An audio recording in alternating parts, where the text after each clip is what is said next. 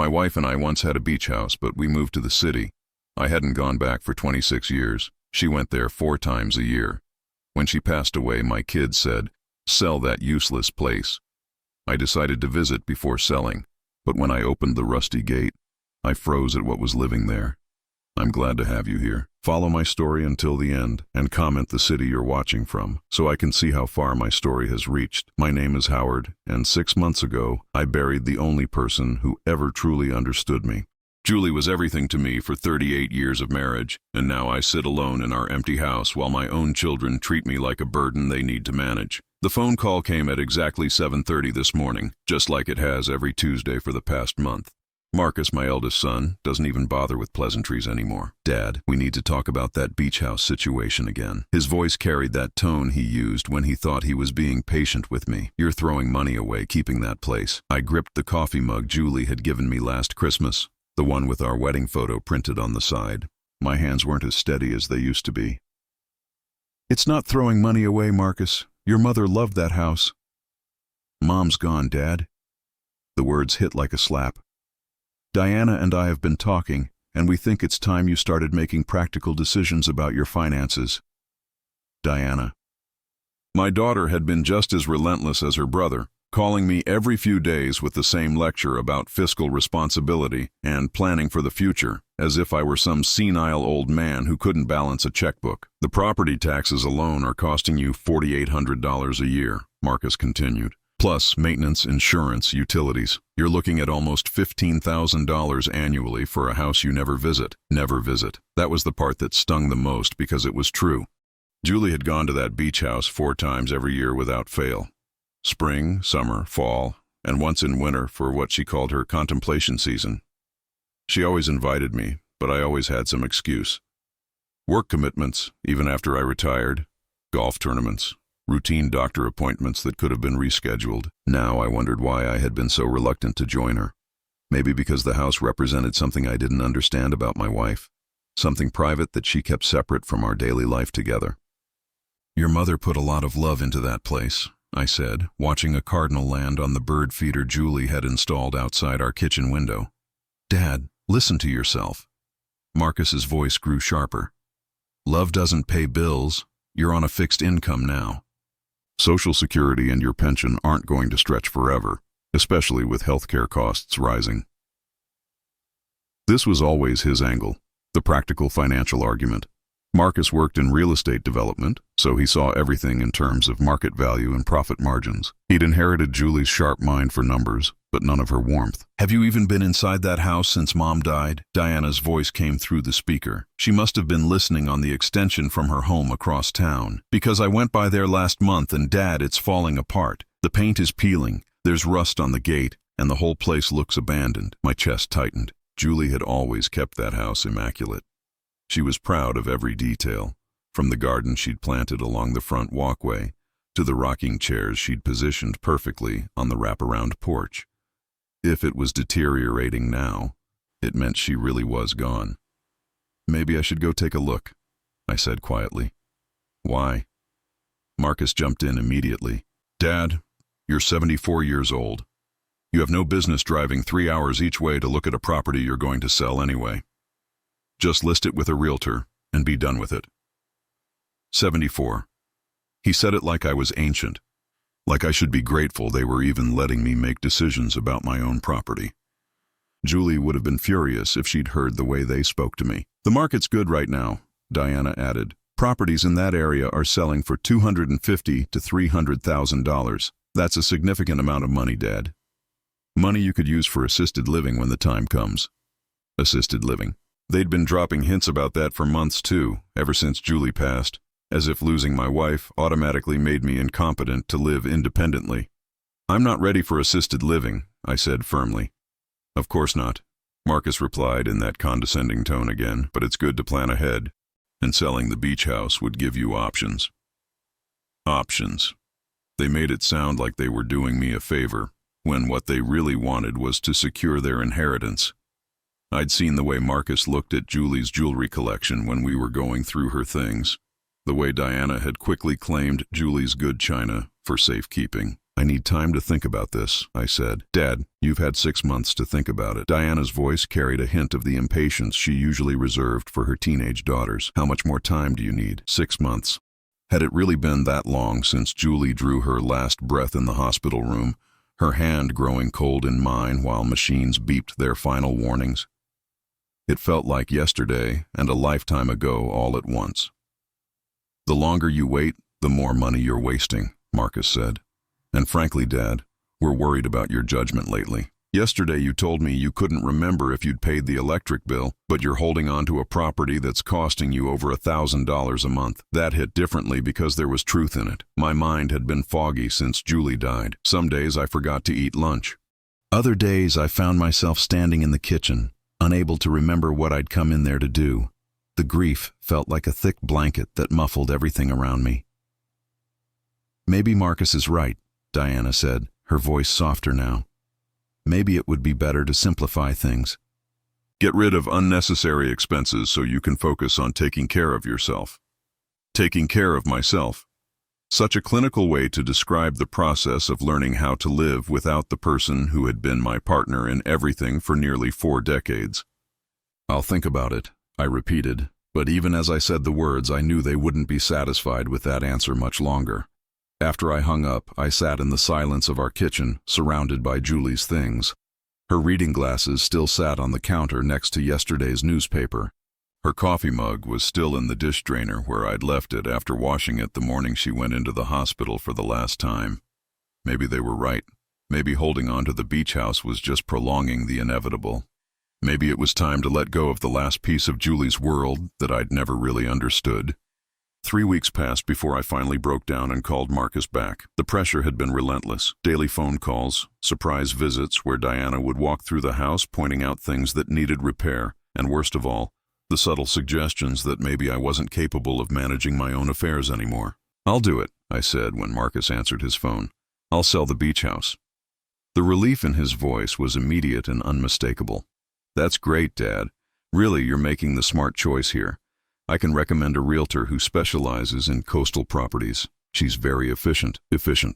That seemed to be the only quality that mattered to my children anymore. Not sentimental value, not memories, not the fact that their mother had considered that house her sanctuary. Before we list it, I want to go down there one more time, I said, to collect any personal items that might still be there. There was a pause. Dad, is that really necessary? I mean, what could be there that's worth a 6-hour round trip? Your mother spent a lot of time there, Marcus. There might be photographs, books, things that have sentimental value. Another pause, longer this time. Okay, but don't go alone. Why don't Diana and I come with you? We can help you sort through everything. The last thing I wanted was my children pawing through Julie's private things, making snap decisions about what was worth keeping and what should be thrown away. They'd already done enough of that when we cleared out her closet. I need to do this myself, I said firmly. Dad, you're talking about a 3-hour drive each way. What if something happens? What if your car breaks down or you have a medical emergency? Medical emergency. They'd been using that phrase a lot lately, as if I were a ticking time bomb ready to collapse at any moment. Yes, I was 74. And yes, I took medication for high blood pressure and cholesterol, but I wasn't an invalid. I'll be fine, Marcus. I've been driving longer than you've been alive. That's exactly what worries me, Diana chimed in. She must have been listening on the extension again. Your reflexes aren't what they used to be, Dad, and you've been so distracted lately. Distracted. That was their polite way of saying they thought grief had made me senile. Maybe they weren't entirely wrong. I had been forgetting things, losing track of time, finding myself staring out the window for hours without realizing it. But this trip felt important, necessary in a way I couldn't explain. I'm going, I said with more conviction than I felt. Either you trust me to handle this or you don't. Of course we trust you, Marcus said quickly, though his tone suggested otherwise. We just worry about you. Maybe you could at least let us know when you're leaving and when you get back, just so we know you're safe. Check-ins, like I was a teenager borrowing the family car. But I agreed because it was easier than arguing, and because some part of me was touched that they cared enough to worry, even if their concern felt more like an obligation than genuine affection. I planned the trip for the following Saturday. Marcus had offered to arrange for someone to drive me, but I declined. This was something I needed to do alone, without witnesses, without my children's running commentary about practicality and efficiency. The night before I left, I sat in Julie's study, looking through the photo albums she'd kept so meticulously organized. There were pictures from our early years together, our wedding, the kids when they were small and still thought I was wonderful. But as I flipped through the later albums, I noticed something strange. The photos became less frequent, and in the ones from recent years, Julie was often alone. There she was at the beach house, sitting on the porch with a book in her lap. Another shot of her in what looked like a garden, though I didn't remember her ever mentioning gardening at the beach house. In several photos she was smiling, but it was a different smile than the one she wore in our family pictures. This smile looked peaceful, content in a way that made me realize how rarely I'd seen that expression on her face in recent years. When had she stopped looking at me that way? When had we stopped taking pictures together? I closed the albums and went to bed, but sleep didn't come easily. I kept thinking about those photos, about the woman who had shared my bed for 38 years, but had kept an entire piece of her life separate from me. Why hadn't she ever really pushed me to come with her to the beach house? Had she wanted me there, or had she preferred the solitude? The next morning, I loaded the car with supplies Julie would have insisted on. Water bottles, snacks, a first aid kit, and a cell phone charger. She'd always been the practical one, the planner who thought 3 steps ahead while I lived in the moment. The drive took longer than I expected. My hands cramped on the steering wheel, and I had to stop twice to stretch my legs and use the restroom. By the time I reached the coastal highway, the sun was already past its peak, casting long shadows across the salt marshes that lined the road. I'd forgotten how beautiful this stretch of coastline was. Julie had tried to describe it to me over the years, but I'd never really listened. Now, seeing it for myself, I understood why she'd been drawn here. There was something timeless about the landscape, something that made the problems of daily life feel small and manageable. The turnoff to our street was marked by a weathered sign that read Palmetto Cove, Private Road. I'd helped write the check for that sign 15 years ago, but I'd never actually seen it installed. Julie had handled all the details of maintaining the beach house, from paying the property taxes to hiring contractors for repairs. As I drove down the narrow road toward our house, my chest grew tight with anticipation and dread. What would I find there? What secrets had Julie kept in this place that she'd visited 4 times a year without me?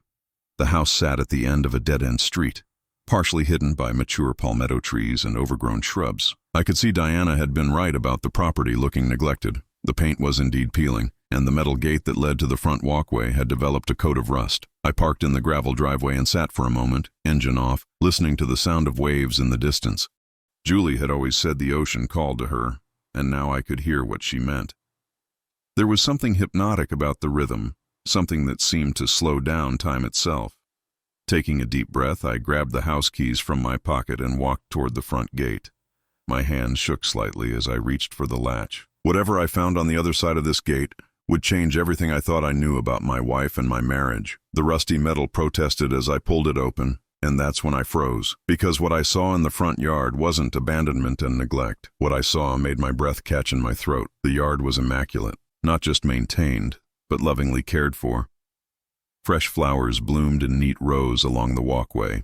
The grass was recently mowed, and someone had even repaired the loose boards on the front porch steps. This wasn't the abandoned property Diana had described. Someone was living here. My first instinct was to get back in the car and call the police. We'd had squatters, people who had broken into our house and made themselves at home. But as I looked closer, I noticed something that stopped me cold. Hanging from the porch railing was a wind chime that I recognized. Julie had bought it at a craft fair in town 3 years ago. I remembered because she'd been so excited about it, and I'd grumbled about the expense. Children's laughter drifted from behind the house, followed by the sound of a woman's voice speaking in Spanish. My Spanish was rusty, but I caught enough to understand she was telling someone to be careful near the water. I walked slowly up the front steps, my heart pounding so hard I could feel it in my ears. The front door was painted a cheerful yellow, Julie's favorite color, and there were potted plants arranged carefully on either side. Through the window I could see furniture that looked familiar, but also things that definitely hadn't been there the last time I'd visited this house 15 years ago. Before I could knock, the door opened. A small Hispanic woman, probably in her 50s, stood in the doorway holding a dish towel. Her dark hair was streaked with gray and pulled back in a neat bun, and she wore a simple blue dress with an apron tied around her waist. When she saw me, her face went pale. "Senor Howard," she said in accented English, her voice barely above a whisper. She knew my name. This woman who was clearly living in my house knew who I was. "I'm sorry," I managed to say. "I think there's been some kind of mistake. This is my property. My wife and I own this house." The woman's eyes filled with tears, and she pressed the dish towel to her mouth. "Senora Julie," she whispered. "She is. She died 6 months ago," I said gently, though my mind was racing. How did this woman know Julie? And why was she crying about my wife's death like she'd lost someone close to her? "Please," the woman said, stepping back and gesturing for me to come inside. "Please, I explain everything. My name is Maria Gonzalez." I hesitated for a moment, then stepped across the threshold into what had once been our beach house living room. The furniture was arranged differently than I remembered, and there were personal touches everywhere. Family photographs on the mantel, children's drawings stuck to the refrigerator with magnets, a basket of yarn and knitting needles beside one of the chairs. "You've been living here?" I said. It wasn't a question. Maria nodded, tears streaming down her cheeks. 15 years, she said. "Senora Julie, she saved my family." 15 years? I repeated, trying to process what she was telling me. "Julie knew you were living here for 15 years? She bring us here after Hurricane Isabel," Maria explained, sitting down heavily in one of the chairs. "We lose everything. Our house, our jobs, everything. We have nowhere to go, and Senora Julie, she find us at the shelter." Hurricane Isabel. I remembered that storm. It had hit the coast hard in 2008, causing massive flooding and property damage. Julie had been concerned about our beach house, and she'd driven down to check on it right after the hurricane passed. She'd come back saying the house was fine, just minor wind damage that she'd already arranged to have repaired. She'd never mentioned finding a homeless family. She'd never mentioned bringing anyone here to live. "She said we could stay until we get back on our feet," Maria continued. "But then my husband Roberto, he gets sick, cancer. And Senora Julie, she say we family now. She say this our home too." I sat down across from her, my legs suddenly feeling weak. "Your husband had cancer?" 5 years he fight," Maria said, fresh tears flowing. "Senora Julie, she help us with medical bills. She drive him to treatments when I have to work. She like, how you say, an angel." Julie, who had always been generous with charities but practical about money, had been secretly supporting a family for 15 years. She'd been paying their medical bills, giving them a place to live, treating them like family. "Where is your husband now?" I asked. "He passed 2 years ago," Maria said quietly. "Same sickness that takes Senora Julie, the same sickness." I felt like I'd been punched in the stomach. "Julie had cancer?" Maria's eyes widened and she covered her mouth with her hand. "You not know?" "Know what?" My voice came out sharper than I intended. "She fight cancer for 3 years," Maria whispered. "She come here for treatments at the hospital in Jacksonville. She say she not want to worry you, not want to be burden." The room started spinning. Julie had been fighting cancer for 3 years and I hadn't known. She'd been driving to Jacksonville for treatments, staying in this house, being cared for by a woman I'd never met. "The treatments," I said slowly. "That's why she came here 4 times a year." Maria nodded. "Every 3 months she come for tests and treatment. She stay with us and we take care of her. She like mother to my children." Children. I looked around the room again, really seeing it this time. The drawings on the refrigerator, the small shoes lined up by the back door, the video game controllers on the coffee table. "How many children do you have?" I asked. 3, Maria said with a sad smile. "Miguel is 22 now. He work at the marina. Sophia is 18. She start college this fall. And little Carlos, he is 15. They've lived here their entire lives. Since Miguel was 7 and Sophia was 3. This is only home Carlos remember." I tried to imagine it. Julie coming here every 3 months, not for relaxation or solitude like I'd thought, but for cancer treatments. Staying with this family who had become her second family, being surrounded by children who loved her while she fought a disease she'd kept secret from her own husband. "Why didn't she tell me?" I asked, though I wasn't really expecting Maria to answer. but she did. She say you have enough worry. She say you good man, but you no understand why she need this place. She say this her secret garden, where she can be sick without making everyone sad. A secret garden. That's how Julie had seen this house. Not as property or investment, but as a refuge where she could be vulnerable without burdening the people she loved. The money, I said suddenly. The maintenance costs, the utilities, feeding your family. Where did the money come from? Maria looked uncomfortable. She have job here. She work part-time at the art gallery in town. She say the money she make it stay here. For the house, for us. Julie had a job. My wife, who I thought was simply taking relaxing vacations 4 times a year, had been working to support another family while battling cancer alone. Senor Howard, Maria said carefully, your children, they know about us. What do you mean? After Senora Julie pass away, they come here. They tell us we have to leave. They say you selling the house, and we have no right to be here. My chest tightened with a familiar anger. My children came here. See, the man, he very angry. He say we taking advantage, we stealing from family. The woman, she not so angry, but she say we have to go before you find out. Marcus and Diana knew. They knew about Maria and her family, and they'd tried to evict them secretly. They'd stood in my kitchen and lectured me about wasted money and impractical expenses, knowing full well that this house was home to a woman who had cared for their mother during the worst time of her life. What did you tell them? I asked. We say we wait to talk to you first. We respect Senora Julie too much to leave without you knowing the truth. The truth. My children had known the truth about Julie's secret life, about her cancer, about this family she'd helped, and they'd chosen to hide it from me. They'd been willing to throw a grieving family out of their home rather than let me discover what kind of woman my wife really was. The sound of footsteps on the porch interrupted my thoughts. The back door opened and a teenage boy walked in, sandy and sun-bronzed from a day at the beach. When he saw me sitting in the living room, he stopped short. Mama, he said to Maria, his voice uncertain. Carlos, come meet Senor Howard, Maria said gently. Senora Julie's husband. The boy's face lit up with recognition and something that looked like relief. Senor Howard, Senora Julie, she talk about you all the time. She say you good man, you just need time to understand. Understand what? I wanted to ask. But looking at this boy who had grown up in my house, who had been loved by my wife like a grandson, I was beginning to realize that the person who needed understanding wasn't Julie. It was me. Carlos sat down at the kitchen table where Maria had served me coffee and homemade empanadas. He moved with the easy familiarity of someone who belonged here, and I noticed he had Julie's same habit of drumming his fingers when he was thinking.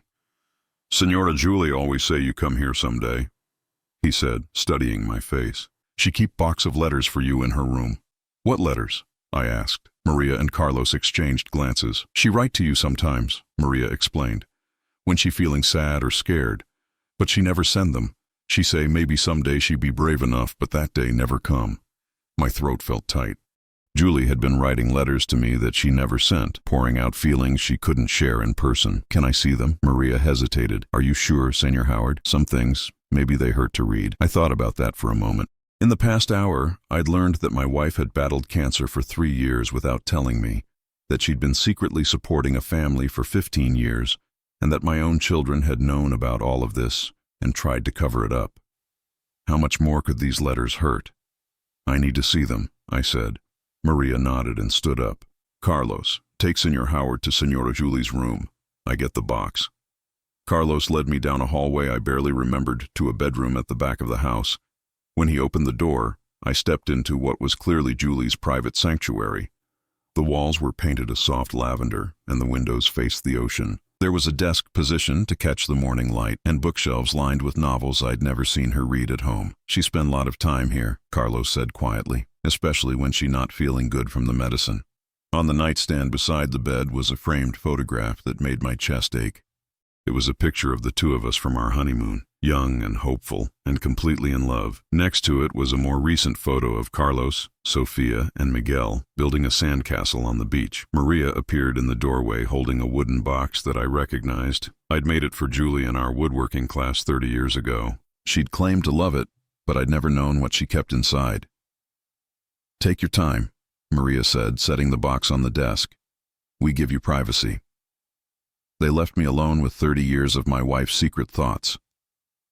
I sat down at her desk and opened the box with trembling hands. Inside were dozens of letters, organized by date, going back almost 20 years. The earliest ones were written on our regular household stationery. The later ones were on paper I didn't recognize, with a letterhead that read, Coastal Cancer Care Center. I picked up one from the middle of the stack, dated 3 years ago. My dearest Howard, it began. Today I found out that the cancer has come back. Dr. Martinez wants to start chemotherapy right away, but I asked for a few days to think about it. Not because I'm not going to fight, I am, but because I need to figure out how to do this without destroying the peace you've found in your retirement. You've been so happy these past few months playing golf with Bill, working in the garden, reading those mystery novels you love. You smile more than you have in years.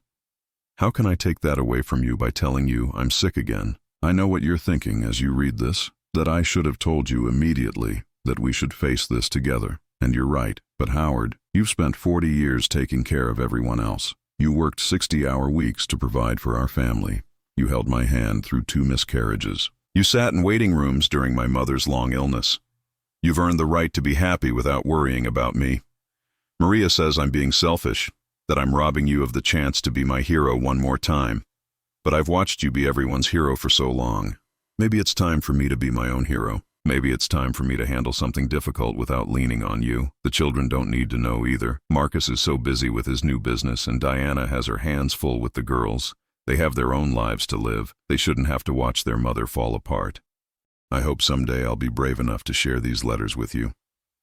I hope someday I'll be able to explain why I needed this place, why I needed Maria and her family, why I needed to keep this part of my life separate.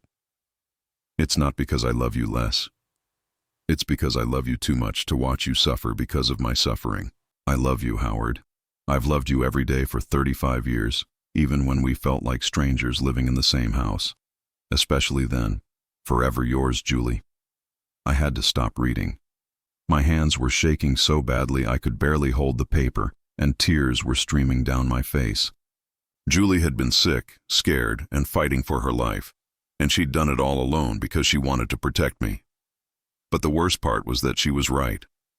I had been happy in retirement. I'd been playing golf and reading books and puttering around the house, completely oblivious to my wife's pain.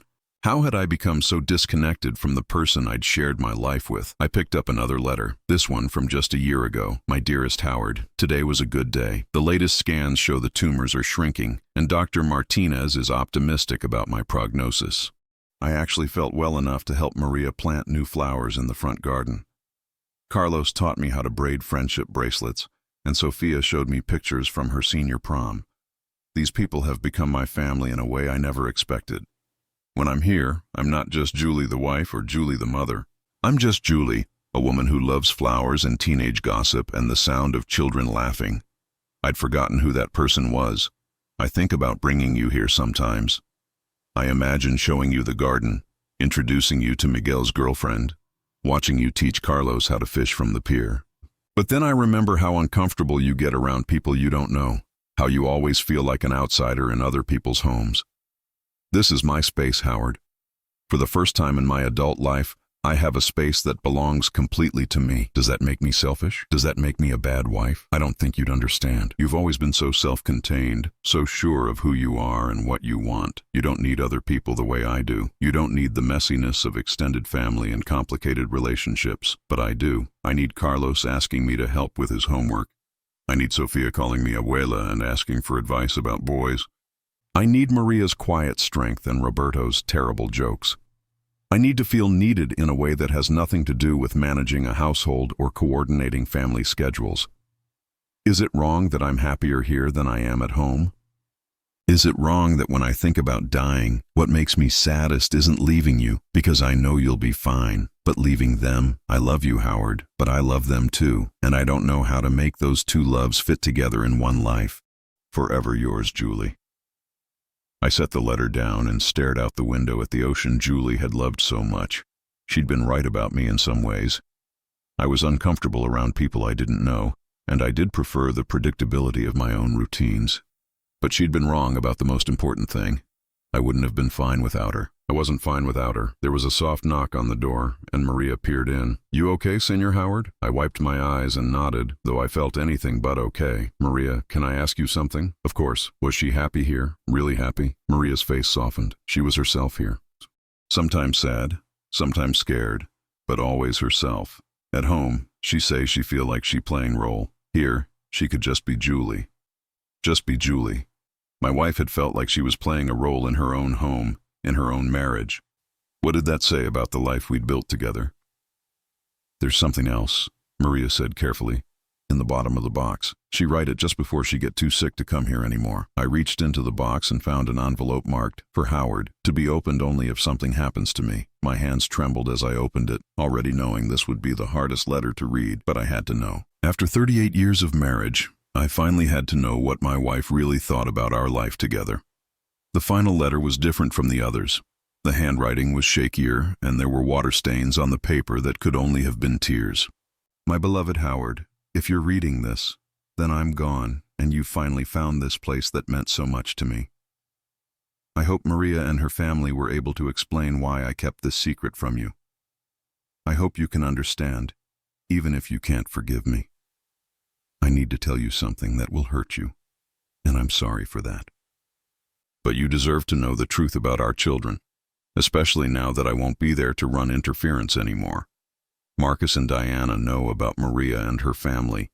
They've known for 2 years. They found out when Marcus was going through our bank statements after I gave him power of attorney for the beach house account. He saw the payments I was making for utilities and property taxes, and he hired a private investigator to find out what was happening here. When they discovered Maria's family living here, they didn't come to you or to me. They came here and threatened Maria. They told her she was trespassing, that they would have her arrested and her children deported if she didn't leave immediately.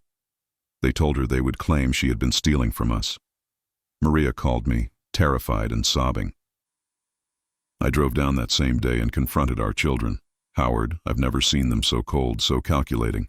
They weren't concerned about us being taken advantage of. They were concerned about their inheritance. Marcus told me that supporting Maria's family was fiscally irresponsible and that I was compromising their financial future. Diana said that I was being manipulated by people who didn't deserve our charity. When I tried to explain what this family meant to me, how they had cared for me during my illness, Marcus actually laughed. He said, "Mom, you're sick. You're not thinking clearly. These people are using your condition to take advantage of you." Using my condition, as if my cancer had made me stupid instead of just tired. I told them about my treatments, about how Maria had driven me to chemotherapy when I was too weak to drive myself, about how Roberto had built me a special chair for the porch so I could sit comfortably during my recovery periods. I told them how Carlos would read to me when the medications made me too nauseous to focus, and how Sophia would braid my hair when it started growing back. Do you know what Diana said? She said, "We could have done all of that for you, Mom. You should have told us you were sick instead of confiding in strangers." But here's the thing, Howard. They couldn't have done those things for me. Not because they weren't capable, but because they would have turned my cancer into their tragedy. They would have made my illness about their inconvenience, their schedule disruptions, their emotional burden. Maria never once complained about driving me to treatments, even when it meant missing work. She never made me feel guilty for being sick. She never treated me like I was fragile or pathetic. She just loved me and took care of me the way families should. Our children made me choose, Howard. They said either I cut ties with Maria's family and sell the beach house, or they would take legal action to have me declared mentally incompetent due to my illness. They said they would claim I was being exploited by con artists and that I needed to be protected from my own poor judgment. I chose Maria's family. I chose the people who had never asked me for anything but had given me everything I needed during the worst time of my life. Marcus was furious. He said I was destroying our family legacy for people who weren't even American citizens. Diana cried and said I was choosing strangers over my own children. But Howard, they weren't strangers anymore. They were family in a way that Marcus and Diana had stopped being years ago. When did our children become so cruel? When did they stop seeing people as human beings and start seeing them only as financial assets or liabilities? I know we raised them better than this. I made them promise not to tell you about any of this while I was alive. I didn't want you to have to choose between your children and me. But now that I'm gone, you need to know who they really are.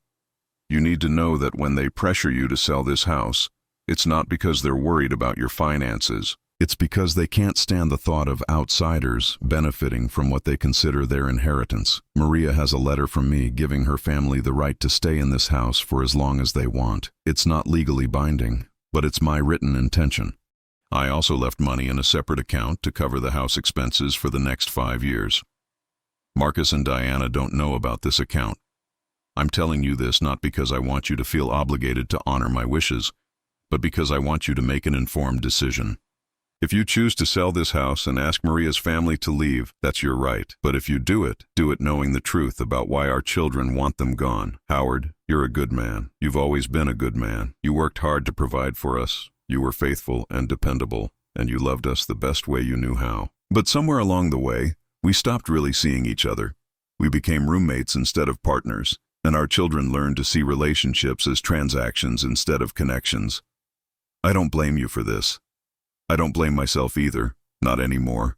Sometimes people just drift apart, even when they love each other. But I hope you can find your way back to the man you were when we were young, the man who cared more about being kind than being practical. Maria and her family loved me not because of what I could give them, but because of who I was when I was with them. I hope you can find people like that too. I hope you can find a family that chooses you back. All my love. Always and forever, Julie. I sat in that chair for a long time after finishing the letter, watching the sun set over the ocean through Julie's bedroom window. My children hadn't just known about Julie's secret life, they had actively tried to destroy it.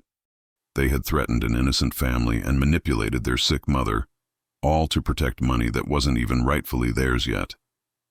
The sound of cooking drifted from the kitchen, Maria preparing dinner for her family, just as she had done every night for 15 years in the house my wife had shared with them, the house my children wanted to sell out from under them. There was a soft knock on the door. "Senor Howard?" It was Sophia, Maria's daughter.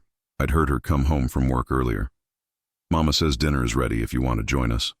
I looked up at this young woman who Julie had watched grow from a toddler into an adult.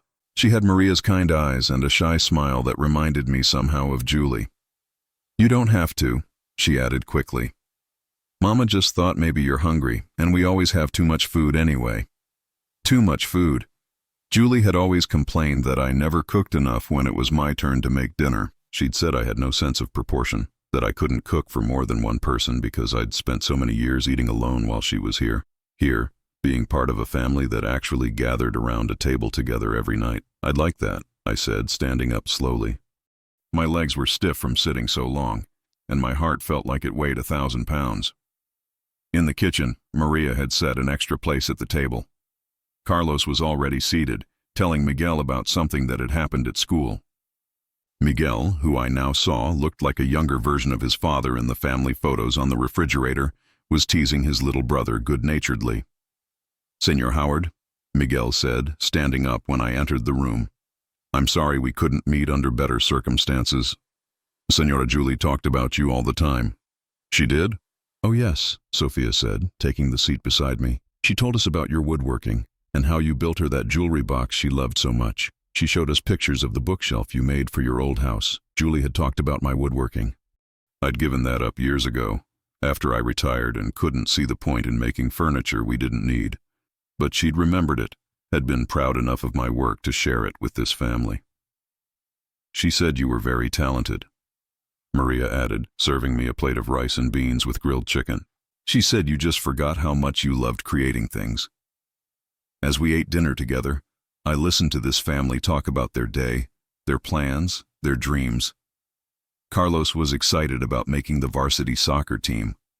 Sophia was nervous about starting college in the fall. Miguel was saving money to propose to his girlfriend. Normal family conversation. The kind Julie and I used to have with Marcus and Diana when they were young, before they became adults who only called when they wanted something or needed to lecture me about my life choices.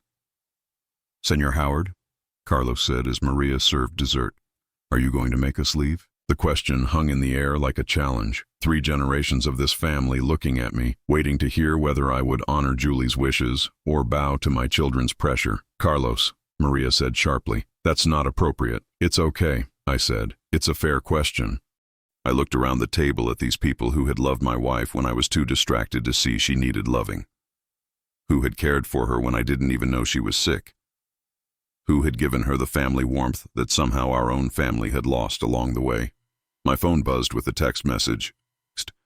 Without looking, I knew it was either Marcus or Diana, checking to make sure I hadn't done anything foolish during my trip to the beach house. For the first time in months, I turned off my phone without reading the message. I spent that night in Julie's room, lying in the bed where she had recovered from chemotherapy treatments I never knew she'd endured. The sound of the ocean was different here than I'd expected.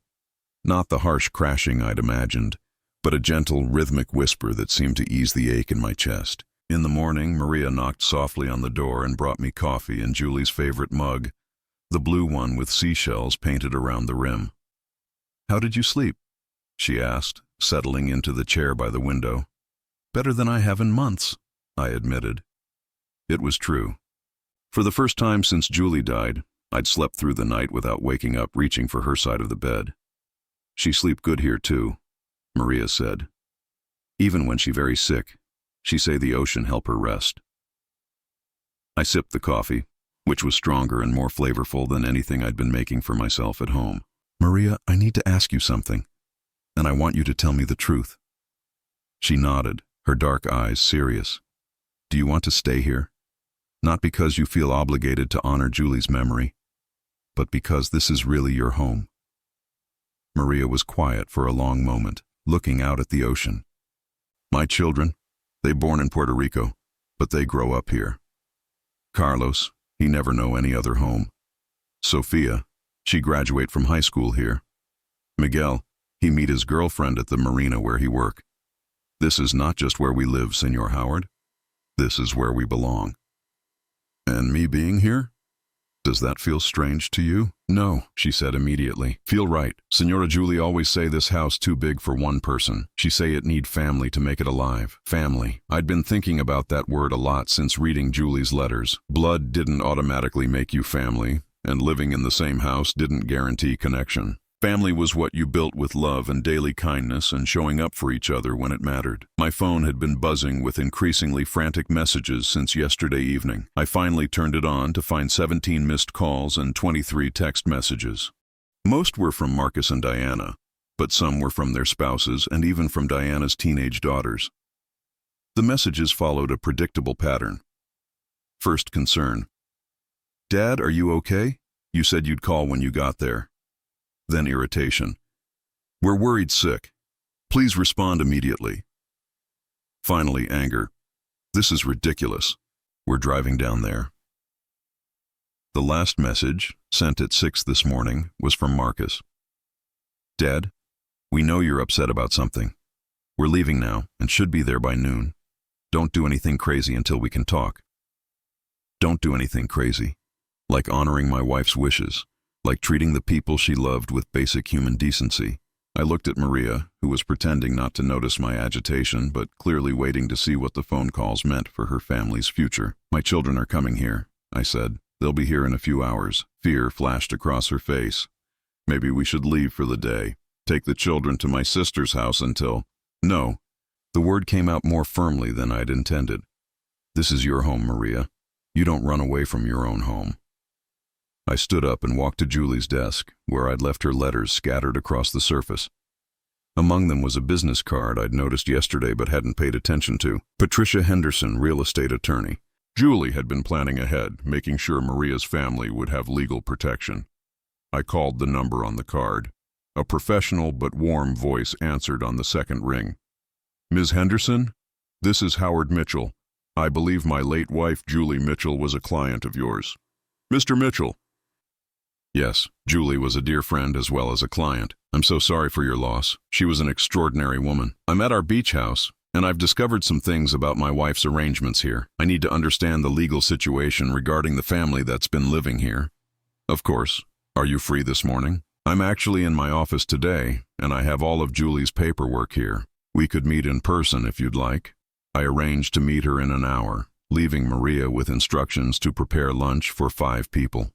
If my children wanted a confrontation, they could have it over a meal prepared by the woman they'd tried to intimidate.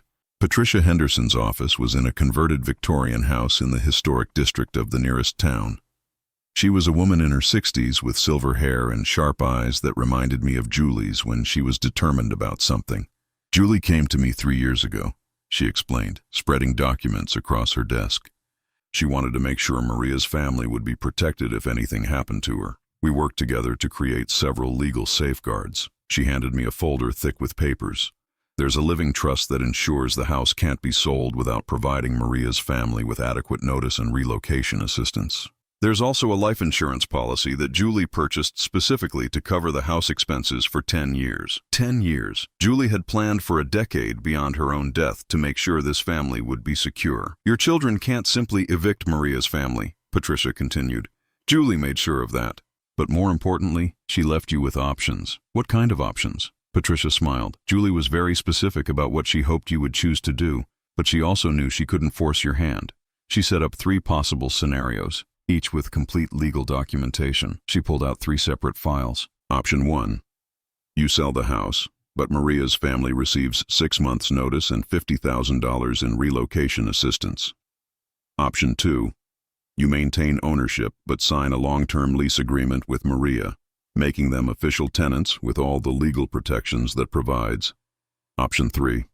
She paused, studying my face. Option 3. You transfer ownership of the house to Maria's family outright, and you use the life insurance money Julie left to purchase a smaller property nearby for yourself. A smaller property nearby. Julie had even thought about where I might want to live if I chose to stay. She really thought of everything, didn't she? Julie spent months working through every detail, Patricia said. She wanted to make sure no matter what you decided, everyone would be treated fairly. But Mr. Mitchell, I have to tell you, she hoped you would choose option 3. Why? Patricia leaned back in her chair. Because she said you'd been lost since you retired. She said you needed a purpose. A family that actually needed you, not just your money. She thought Maria and her children could give you that. I thought about Carlos asking for help with his homework, Sophia's shy smile when she'd invited me to dinner, Miguel's respectful handshake and genuine interest in my woodworking. When was the last time Marcus or Diana had asked for my advice about anything that didn't involve my finances? There's one more thing, Patricia said, handing me a sealed envelope. Julie asked me to give you this only if you came here and met Maria's family yourself. Inside the envelope was a short note in Julie's handwriting. Howard, if you're reading this, then you've seen what real family looks like. Don't let our children's greed destroy something beautiful. Choose love. Choose belonging. Choose the life we forgot how to give each other. All my love, Jay. I was still sitting in Patricia's office, staring at Julie's final message, when my phone rang. Marcus. Dad, where the hell are you? We're at the house and there are people here claiming they live here. What's going on? I could hear Diana's voice in the background, sharp and angry. I could hear Carlos trying to explain something in his careful English and Maria's worried responses. I'm handling some business in town, I said calmly. I'll be back in an hour. Dad, don't do anything stupid. We need to talk before you make any decisions about these people. These people. As if Maria and her children were objects to be disposed of rather than human beings who had loved my wife. Marcus, I said, I want you and Diana to sit down and have lunch with Maria's family. I want you to listen to what they have to say. And I want you to remember that your mother loved these people. Dad, you're not thinking clearly. These people have been taken advantage of. I hung up and turned off my phone. Patricia was watching me with something that looked like pride. What are you going to do? I looked down at the legal documents that would make Maria's family the rightful owners of the beach house Julie had loved so much.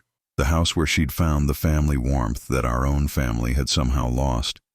The house where she'd faced her illness with dignity and grace, surrounded by people who loved her unconditionally.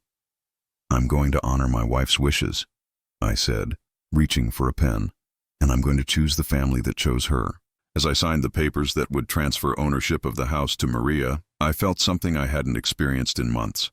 Not grief, not anger, not the hollow emptiness that had consumed me since Julie died. I felt peace. For the first time since my wife's death, I felt like I was exactly where I belonged. When I drove back to the house an hour later, Marcus and Diana's cars were still in the driveway. But the atmosphere had changed. Through the kitchen window, I could see my children sitting at Maria's table, looking uncomfortable, but no longer hostile. Sophia was showing Diana something on her phone, probably pictures from her graduation. Carlos was explaining something to Marcus with animated gestures. Maria met me at the door, her face calm but her eyes questioning. "It's done," I said quietly, handing her the deed with her name on it. "This is your house now, legally and officially." Tears filled her eyes. "Senor Howard, I don't know what to say." "Don't say anything," I said. "Just let me stay for dinner one more time, as your guest." As we walked into the kitchen together, I saw my children's faces change when they realized I wasn't carrying real estate listings or eviction notices. I was carrying peace, and for the first time in 6 months, I was home. Later that night, after Marcus and Diana had driven back to the city in confused silence, I sat on the porch Julie had loved so much. Maria had given me her spare room, and tomorrow I would start looking for a small place nearby. Not because I had to, but because I wanted to. I had finally found the family Julie had been trying to give me all along.